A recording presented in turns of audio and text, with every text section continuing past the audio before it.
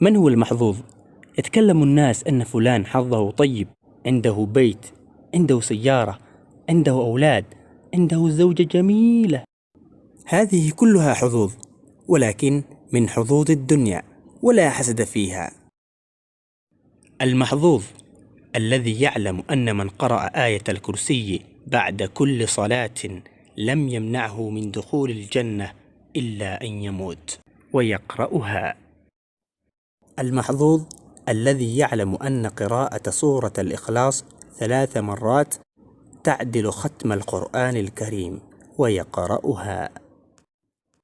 المحظوظ الذي يعلم أن قول سبحان الله والحمد لله ولا إله إلا الله والله أكبر خير مما طلعت عليه الشمس.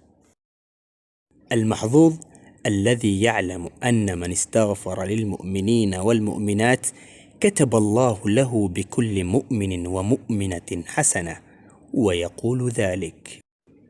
المحظوظ حقا هو من يعلم أن الدال على الخير كفاعله وينشر هذا الخير للناس ويفعل ذلك.